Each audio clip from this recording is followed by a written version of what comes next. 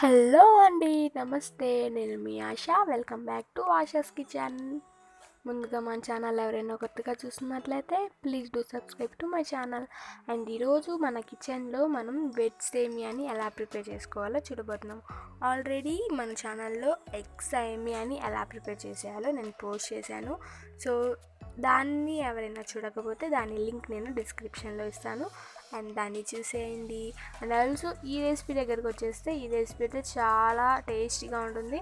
And ఇది as టేజ్ fried rice వేసుకుంటాం కదా, అలానే ప్రాసెస్, కాకపోతే ఇందులో ఎక్స్ట్రాగా కొన్ని ఇంగ్రీడియంట్స్ అనేది యాడ్ చేసుకుంటాం. సో దీన్ని చూస్తుంటే తొందరగా చేసుకుని తినాలనిపిస్తుంది కదా. సో ఇంకా ఆలస్యం చేయకుండా దీని ప్రాసెస్ అనేది మనం చూసేద్దాం.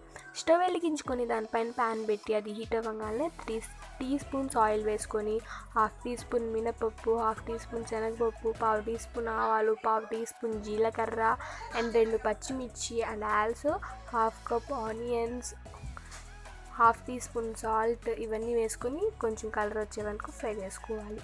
నెక్స్ట్ 2 పచ్చిమిర్చిని అడ్డంగా కట్ చేసుకొని వాటిని వేసుకోవాలి. అవి ఫ్రై అవ్వగానే 1/2 టీ స్పూన్ అల్లం వెల్లుల్లిపాయ పేస్ట్ వేసుకొని పచ్చివాసన పోయేంత వరకు ఫ్రై చేసుకుందాం. అండ్ ఇవన్నీ ఫ్రై అయిపోయాయి. నెక్స్ట్ ఇప్పుడు ఒక 3 పండిన టొమాటోలని చిన్న చిన్న పీసెస్గా కట్ చేసుకొని బాగా మగ్గించుకుందాం. ఇలా మగ్గిన తర్వాత దీనిని గుజ్జులా తయారు చేసుకోవాలి. అండ్ ఇప్పుడు 50% కుక్ చేసుకున్న సేమియాని ఇందులో వేసుకొని మిక్స్ చేసుకుంటున్నాను. ఈ సేమియా బాయిల్ చేసేటప్పుడు ఇందులో ఒక 2 స్పూన్స్ ఆయిల్ వేసుకుంటే ఈ సేమియా అనేది పొడి పొడిగా ఉంటుంది. అండ్ ఇవి మిక్స్ చేసుకున్నాం కదా, ఇప్పుడు ఇందులో మనం 1/2 టీ స్పూన్ కారం, 1/2 tea spoon garam masala powder, 1/2 tea spoon జీరా అండ్ ధనియా పౌడర్ వేసేసి మిక్స్ చేసుకుందాం. ఇలా ఈ స్పైసెస్ని సేమియా పై నుండి వేస్తే అడిషనల్ టేస్ట్ అండ్ దాని అరోమా బాగుంటుంది.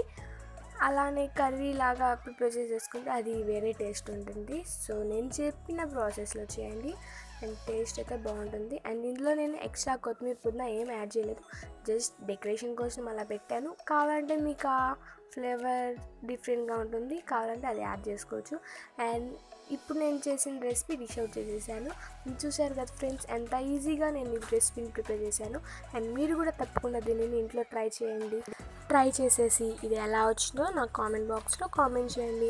అండ్ ఈ రెసిపీ కనుక మీకు నచ్చినట్లయితే లైక్ చేయండి, షేర్ చేయండి, సబ్స్క్రైబ్ చేయండి.